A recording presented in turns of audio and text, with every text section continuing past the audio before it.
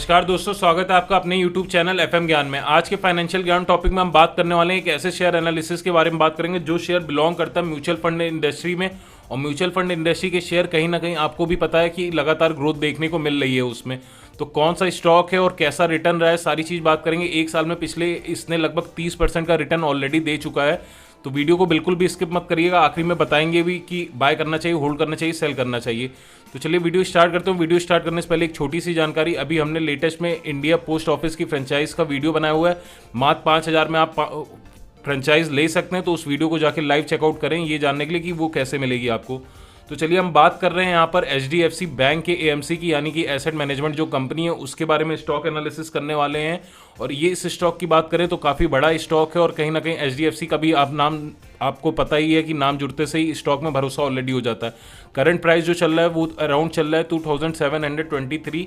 अगर 52 वीक लो और हाई की मैं बात करूँ तो 52 वीक लो इसका रहा है 1589 रुपीज़ और 52 वीक हाई इसका रहा है 2930 रुपीज़।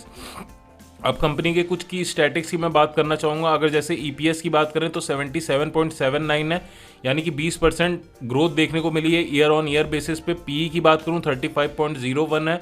PB रेशियो की बात करूँ 10.52 है और सेक्टर PE की बात करें 33.35 है।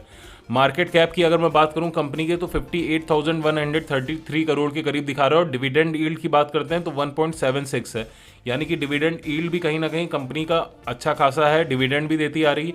लेकिन अगर हम PE रेशियो या PB रेशियो के हिसाब से अगर हम बात करते हैं तो कंपनी इस समय ओवर वैल्यूड चल रही है जो उसका करंट प्राइस है उसके अकॉर्डिंग। तो अभी तुरंत बाय कर लेना, इस चीज़ को लेके तुरंत डिसीजन लेना थोड़ा सा मुश्किल होगा। तो इसलिए हम फाइनेंशियल एंड शेयर होल्डिंग को भी देख लेते हैं।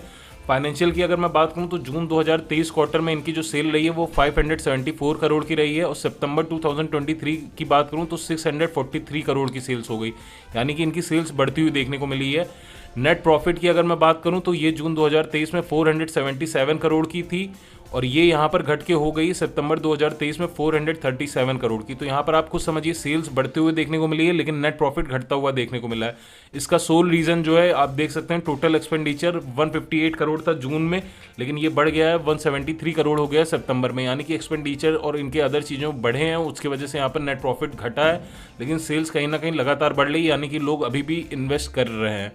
अब बात करते हैं प्रमोटर की होल्डिंग 52.55 है। यहाँ पर FIIs की बात करें 16.12% है, DIIs की बात करूँ 20.66% है और पब्लिक की बात करें तो 10.67% ही खाली है। तो यहाँ पर आप समझ सकते हैं कि ऑलरेडी अगर हम FIIs और DIIs और प्रमोटर्स की बात करें तो ऑलरेडी 90% अराउंड यहाँ पर होल्डिंग उनके पास है, जो कि अपने आप में ये कहीं ना कहीं एक अच्छी चीज़ है, एक अच्छा पैटर्न है, क्योंकि यहाँ पर प्रमोटर को कंपनी के बारे में पता होता है और FIIs और DIIs कहीं ना कहीं एक अच्छे इन्वेस्टर माने जा सकते हैं। अगर हम बात करें प्रमोटर्स के अलावा FIIs की अगर हम बात करें तो आप देख सकते हैं सितंबर क्वार्टर में FIIs ने 12.99% से 16.12% तक अपनी होल्डिंग बढ़ाई है। सेम म्यूचुअल फंड ने भी यहाँ पर बढ़ाई है। म्यूचुअल फंड ने इस क्वार्टर में हल्की सी डिक्रीज करी है लेकिन पिछले वाले क्वार्टर में थोड़ा सा बढ़ाई भी थी। तो यहाँ पर आप कुछ समझ सकते हैं कि यहाँ पर FIIs अपनी होल्डिंग इस लेवल पे बढ़ा रहे हैं तो कहीं ना कहीं स्टॉक आने वाले टाइम में एक अच्छा रिटर्न दे सकता है। लेकिन करंट प्राइस पे ये ओवर वैल्यूड चल रहा है तो इस वजह से यहाँ पर आपको वेट करना चाहिए और जब भी यहाँ पर स्टॉक में करेक्शन आता है तब छोटे छोटे चंक्स में बाय कर सकते हैं।